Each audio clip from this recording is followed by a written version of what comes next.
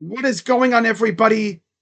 Crazy Dog back with another Cleveland Cavaliers video for you guys on this Thursday morning. And in this video, I'm going to go over the Cavs 2025 NBA Cup group. But before I get into that, of course, today is the official start of the 2025 NBA Las Vegas Summer League. Now, right away, you guys are probably going to ask me, am I streaming any Summer League games for the Cavs this year? And I'm just going to say this, probably not. But you never know. I might stream one, maybe, especially if they make the Summer League playoffs. But that's not to say this team is going to be boring to watch, because they have some very interesting and intriguing players to watch on this team. As here's the Summer League roster. Of course, they have a couple Cavs players, Craig Porter Jr., most notable, Naquan Tomlin, Jalen Tyson's on the roster again. I'm interested to see how he does in year two. Of course, they have the rookies, Tyrese Proctor. I'm really going to be keeping an eye on that kid for sure, because he was actually really good at Duke. And then you have Saliu Niang. And then you have a couple Exhibit 10 signings, that being Chauncey Johnson, who they got from Auburn.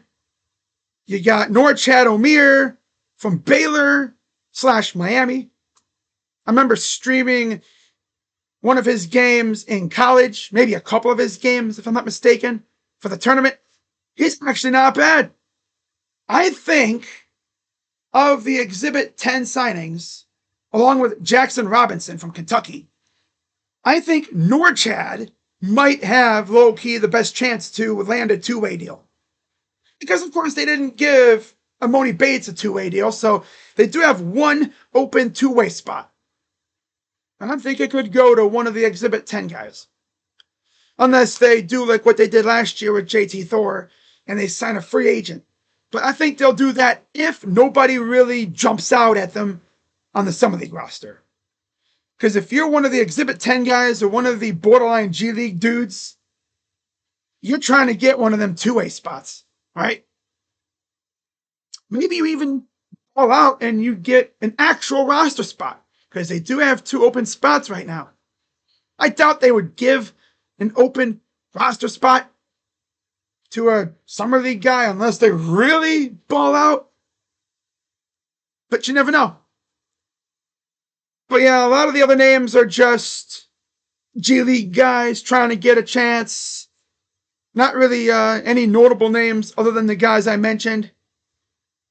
I mean, like Denver Jones, Tristan Enaruma. Yeah. Nobody really of note. I'm going to be really paying attention to, obviously, Tyrese Proctor, Saliu Niang, and of course, Jalen Tyson. Yeah, I really want to see what Tyson does this year. He's going to be an interesting name to watch, because he should get an increase in playing time given the roster moves that the Cavs have made, right? But we'll see what happens. Now let's talk about the big topic in this video. The 2025 NBA Cup group for the Cavs was announced. Now, before I get into this year's group, let's talk about what the Cavs did the last couple years, right? 2023, the Cavs were placed with the Pacers, the Sixers, the Hawks, and the Pistons. They went 3-1 in that group, losing to the Pacers and then beating the Sixers, Hawks, and Pistons. They ended up missing the knockout stage, which was a bummer. But yeah, I mean, they did really well, right? The only loss, of course, coming to the Pacers by 5. They then beat Philly in overtime. They smoked Atlanta. And then, of course, they beat Detroit. Then last year,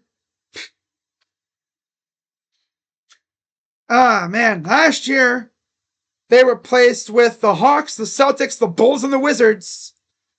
And they went 2-2, losing to the Celtics and the Hawks.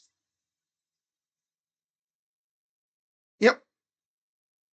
So with that being said, this year, of course, they're placed with the Hawks and the Pacers, of course, and then the Raptors and the Wizards. Now, the interesting thing is, of course, you're going to have the Halliburton-less Pacers and the rebuilding Raptors and Wizards. Two teams that are kind of going through a rebuild. And obviously, the most stingiest team in the group, the Hawks, who had our number last year, right? Now, of course, the Cavs did beat them, I believe, one time last year. They smoked them on national TV. But, of course, we're stuck in a group again with these guys. We can't escape them. In fact, we've been in the same NBA Cup group with them now, both years. Like they're attached with us at the hip. Can't escape them. And looking at what they've done this offseason, I think they're going to be a pain in the ass again this year. I could just see it, right? Now, depending on when we play them, because of course, Darius Garland is going to be out the first month or so after having that big toe injury that he dealt with late in the season. Had surgery on it after the season ended. He'll be out until November at least, so yeah. But luckily we have Lonzo. You know, we brought back Larry Nance again. That's cool. But other than that, we haven't really done anything. Roster's pretty much the same as last year, aside from what I just mentioned. Then you have Tyrese Proctor. Now again, stuff can still happen. The offseason is still young.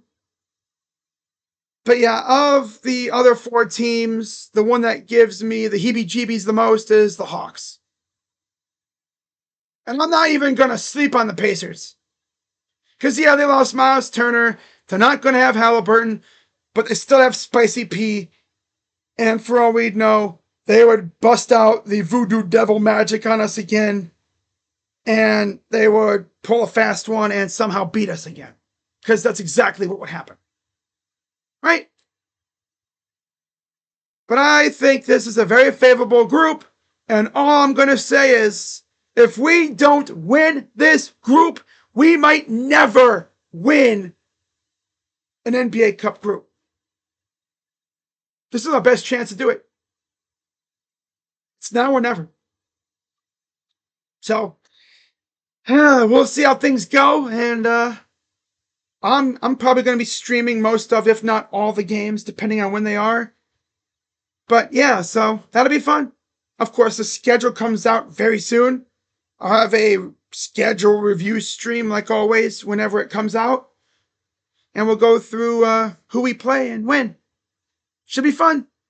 But with that being said, that's all I got. Of course, I'll be live tonight for Game 1 against the Chicago White Sox in the Guardians' final series before the All-Star break. 4 games against the Chi Sox.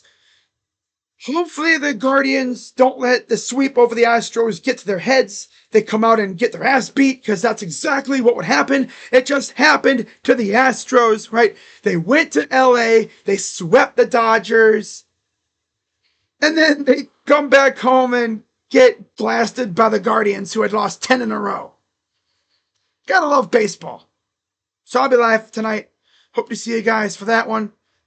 But with that being said, as always, be sure to hit the like button, subscribe, hit the bell, and I'll see you guys later. Go Cavs.